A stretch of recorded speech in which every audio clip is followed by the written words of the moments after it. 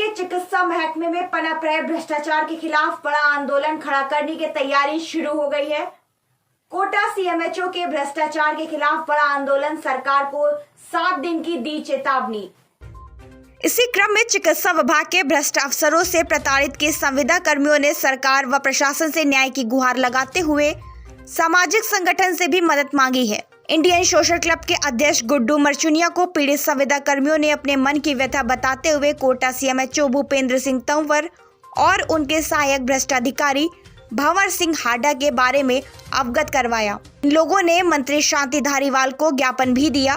संविदा कर्मियों ने कहा कि जब तक हमें न्याय नहीं मिलेगा संघर्ष करते रहेंगे। इस पर गुड्डू मरचुनिया ने कहा कि पीड़ित संविदा कर्मियों को न्याय मिलना चाहिए और नहीं मिला तो दिलाकर रहूंगा। जयपुर दिल्ली जहां तक जाना संभव हुआ वहां तक जाएंगे। मरचुनिया ने राज्य सरकार को 7 दिन की चेतावनी देते हुए कहा कि अगर इनकी समस्या का समाधान नहीं हुआ तो वह सीएमएचओ कार्यालय के बाहर सारे पीड़ित संविदा कर्मियों के साथ भूख हड़ताल पर बैठेंगे, बड़ा आंदोलन करेंगे, जिसके जिम्मेदार राज्य सरकार होगी। सरकार इसको कान खोलकर ध्यान से सुन ले। इन्होंने कल मंत्री धारीवाल जी को ज्ञापन भी दिया है। अगर 7 दिवस के अंदर इनकी मांगे जो जायज है, इनकी मांगे कान खोलकर सुन ले सारे विभाग वाले, और सीएमएचओ साहब आप सुन लेना, इनकी मांगे अगर नहीं सुनी गई तो 7 दिवस के अंदर हम वहां भूख हड़ताल पर बैठेंगे इन सब कर्मियों को लेकर। आपको आने जितने मुकदमे लगाने हो लगा लेना, जितने।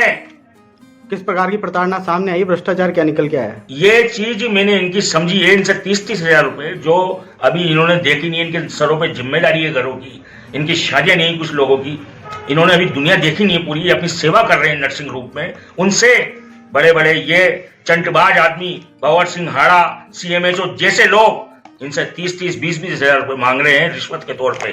खुलेआम हम जयपुर दिल्ली एसीडी तक जाएंगे और सबक सिखा कर रहेंगे इस सीएमएचओ को और इसके रिश्तेदारों को। कोविड सैंपलिंग के अंदर 80 जनों को लगाया गया था और 6 महीने तक हमने इसके अंदर ड्यूटी करी। 6 महीने के बाद ड्यूटी करने के बाद इन्होंने हमसे 20 से 25 हजार रुपये रिश्वत मांगी कि आप 20 से 25 हजार रुपये दोगे तो आगे आपको कंटिन्यू रखेंगे, इसके अगर आप नहीं देते हो तो सीएमएचओ सर का ऑर्डर है, अगर आप 20 से 25 हजार रुपये नहीं देते हो तो 1 तारीख से 1 फरवरी से आपको लिस्ट से आउट कर दिया जाएगा। इसका ये सबूत ये हमने अपील करी हुई है हर जगह पर। माननीय श्री धारीवाल जी, अशोक गहलोत जी और अन्य अधिकारियों को हमने ये पोस्ट कर रखा है और अभी तक इसके ऊपर कोई कार्रवाई नहीं की गई है। इस वजह से अभी हम गुड्डू मरचानिया जी के पास उम्मीद लेकर आए हैं और इन्होंने हमें आश्वासन दिया है कि जब तक कोई इन भ्रष्ट अधिकारियों के ऊपर कार्रवाई नहीं हो जाती तब तक ये हमारे साथ खड़े हुए हैं और उनको जब तक निरस्त नहीं किया जाएगा ये हमारे साथ खड़े रहेंगे। अभी आपको नौकरी से बहाल कर दिया गया है, निरस्त कर दिया गया है, आपको किस प्रकार के दर्द को झेलना पड़ रहा है इस ऐसी कोरोना की स्थिति को देखते हुए? हमें काफ़ी परेशानियों का सामना करना पड़ रहा है और काफ़ी और भी जने हैं हमारे साथ जिनको काफ़ी परेशानियों का सामना करना पड़ रहा है, क्योंकि 6 महीने तक जो ड्यूटी करी थी उनमें इन्होंने 6800 रुपये दिए थे और 30 हजार रुपये मांग के इन्होंने वो पूरी रकम वापस से ले ली और आगे भी कोई आश्वासन नहीं दिया कि आगे चल के तुमको इतने टाइम तक रखा जाएगा। कितनी मुश्किल से इस नौकरी को प्राप्त किया था आपने? सर इसके अंदर तो काफ़ी मुश्किलों का सामना करना पड़ा है, काफ़ी इंटरव्यू वगैरह देके हम यहाँ तक पहुँचे हैं। उसके बाद में जब आगे इनको 20 से 30 हजार रुपये नहीं दिए तो इन्होंने हमें उस बेस पे निकाल दिया। हमने ड्यूटी करी थी नर्सिंग स्टाफ सैम्पलिंग, मुख्य चिकित्सा एवं स्वास्थ्य अधिकारी की तरफ से हमको लगाया गया था। हम 70 से 80 आदमी जो स्टाफ है वो लगे हुए थे। तो अभी बीच में जनवरी में हमें बोला गया कि सीएमएचओ साहब की तरफ से ऑर्डर है, कोरोना ख़त्म हो गया और 40 स्टाफ ही रहेगा। हमने कि बाबूजी हाकम साहब हमारा कुछ देखो, तो उन्होंने बोली चलो जो पैसा देगा वही रहेगा। फिर हमने पूछी भाई कितना पैसा, बोली कि 20 से 30 हजार रुपये लगेंगे। किसने आपसे रिश्वत मांगी? ये है सहायक सैंपल प्रभारी जी भंवर सिंह जी हाड़ा, जो ओल्ड सीएमएचओ में बग्गी खाना में उनकी ड्यूटी है, वो वहाँ लगे हुए हैं। तो उन्होंने हमसे पैसा मांगा। किसने रिश्वत मांगी और कितनी रिश्वत मांगी गई? मुझसे रिश्वत मांगी गई है भंवर सिंह हाड़ा ने। कौन है ये? ये सहायक सैंपलिंग प्रभारी है, सैंपलिंग प्रभारी बग्गी खाना में तैनात है। किस एवज में रिश्वत मांगी गई? हमको वापस सैंपलिंग में लगाने के लिए 20 से 30 हजार रुपये मांगे गए। मुझसे पर्सनली 30 हजार रुपये बोला था उसने। नहीं दिए गए तो क्या कार्रवाई की गई? मुझसे वर्बली बोला, हम ड्यूटी पे गया उस दिन और फ़ोन आया मेरे पास, क्या कल से मत आना भैया, तेने पैसे नहीं दिए। अब आप नौकरी पे नहीं जा रहे, किस प्रकार की मुसीबत का सामना करना पड़ रहा है? बहुत सारी मुसीबतें, घर परिवार है, वो एकदम से बेरोजगार हो गए हैं, कहीं भी नौकरी नहीं है कोरोना के इसमें। आगे क्या कार्रवाई कर रहे हैं? आगे कार्रवाई कर रहे हैं हम। गुड्डू मर्चुनिया जी के आए हैं तो इनका थोड़ा सपोर्ट मिला है हम लोग। हम इतने जगह गए हैं, कहीं भी हमको आश्वासन नहीं दिया गया, थोड़ा इनसे हमको आश्वासन मिला है। कितने समय से आप कार्यरत थे? हम कम से कम 7 महीने हो गए। भ्रष्टाचार में लिप्त ऐसे अधिकारियों को क्या संदेश देना चाहेंगे आप? खबरदार, बच के रहो। चैन से न तो बैठेंगे हम, न तुम्हें बैठने देंगे। इन्हें जो लोग संरक्षण दे रहे हैं उनके बारे में क्या कहना चाहेंगे? उनको वो ऊपर वाला, वो बहुत बड़ा बादशाह है। कीड़े पड़ेंगे इनके, ऐसे पैसे खाए तो, गरीबों के पैसे खाए तो। इनको 70 से 1 लाख रुपए मिल रहे हैं, तो भी ये लोग अगर रिश्वत का खेल रच रहे, तो जिस तरह से माननीय मुख्यमंत्री जी ने एक एसपी को डायरेक्ट सस्पेंड करा, हम यही माननीय मुख्यमंत्री जी से आशा करते हैं कि एक तरफ तो वो बहुत अच्छा कार्य कर रहे हैं, एसीबी से ट्रैप करा रहे, लेकिन ये कोटा में ऐसा क्या हो गया? कुछ दिन पहले एक ऑडियो एक और वायरल हुआ था जो अनुकंपा के नाम पे रिश्वत का खेल चला था, उसमें भी वो पैसा वापस लौटाया था।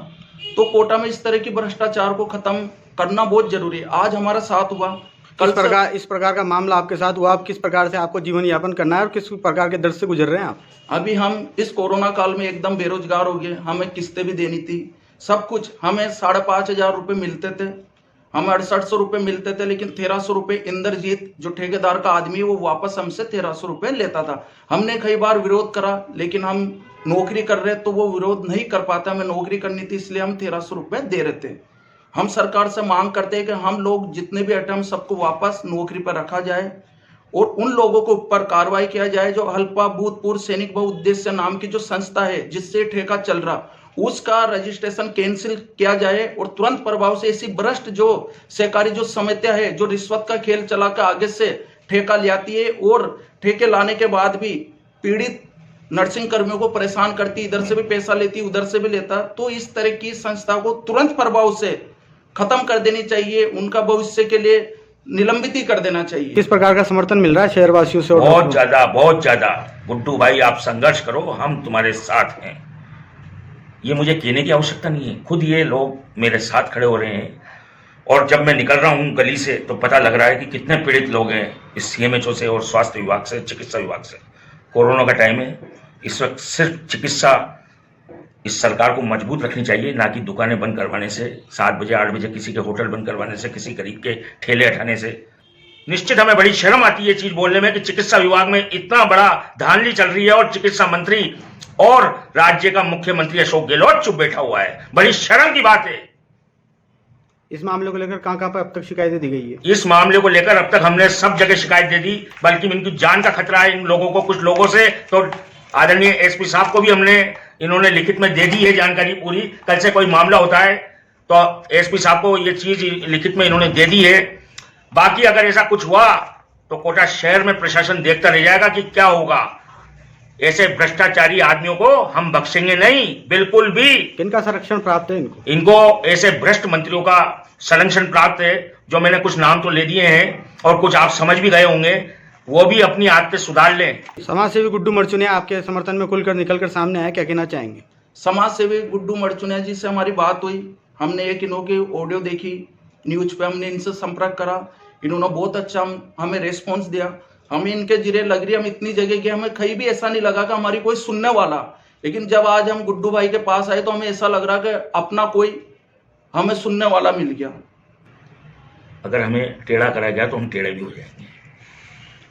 इनकी जान माल को खतरा है। इन्होंने एसपी साहब को भी ज्ञापन दे दिया कि कल से कोई बात हो जाए तो लिखित में एसपी साहब को भी दे दिया कि कुछ लोग मारे करें।